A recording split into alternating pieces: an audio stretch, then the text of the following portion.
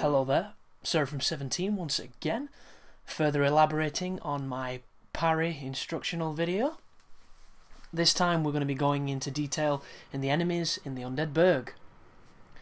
So a lot of the people that you fight in this area of Dark Souls are very similar to the ones you fought in Firelink Shrine, seeing as how the areas are very close to each other and they are generally the first areas you visit in the game.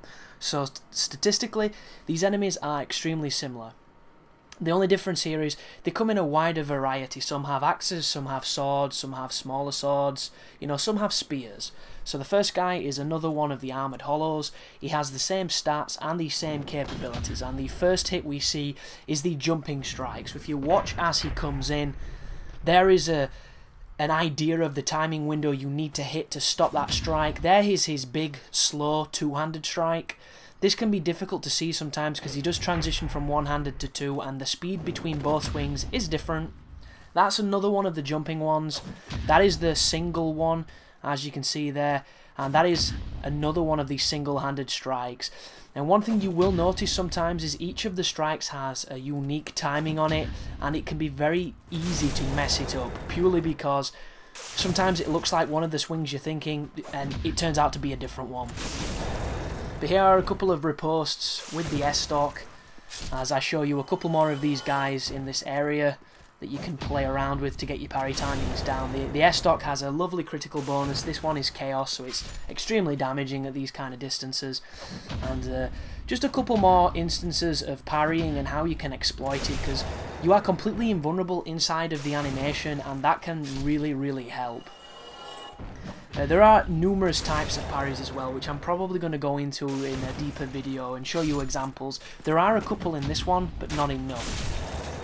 For instance, there are different parry timings if you use the smaller shields like the buckler and the normal shields, and the open hand parry, which is very similar to the normal shields. But this is one of the undead soldiers. He has a spear, and this guy can be a nuisance, but the parry is just as effective against him as it is any of the enemies. Would I say do this rather than just kicking them and then attacking? I'm not too sure, because I do think that the spear guys are one of the more challenging people to parry, just because if you mess it up, you definitely pay a price. But a couple of techniques to enable the parry to be, a little bit more successful on your average there is to be as close to the enemy as possible, because if you didn't know, the closer you are, the easier the parry window is.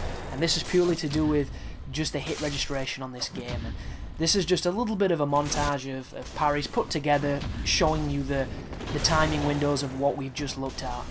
And there's a couple in here to watch out for. Like, I utilize invincibility frames while people are attacking me. Like just right now, they're chucking everything and I'm not getting touched. Also, you'll notice I do a parry, but I do not hit the riposte because I'm on some stairs, because the mechanics kind of bug out when you're on, different surfaces to your enemy, so just be aware of that. But once again, something I will cover in a different video, because this is really just the introduction to the parry, as I'm changing through a couple of weapons for you to make it a little bit more interesting. There is actually a handful of animations for the riposte, but you can't predict which one you're going to get. There's like 2 or 3 different ones. A couple of weapons do have unique ones, like the Zweihander and the Black Knight Great Axe. And a couple, I think it varies depending on who you do it to, but just a couple more repetitions of this. Also, this is an open hand parry. You see the timing is almost exactly the same as when I have the shield. I was just playing around here, but thank you everybody for being patient. I'm still having, aforementioned render problems, but when I do get everything sorted, I will be back to bringing and providing as much content as I physically can. And to all the new subscribers, hello and welcome. Hopefully you'll stick around and enjoy my content for some time. So thanks for watching, and you take care now.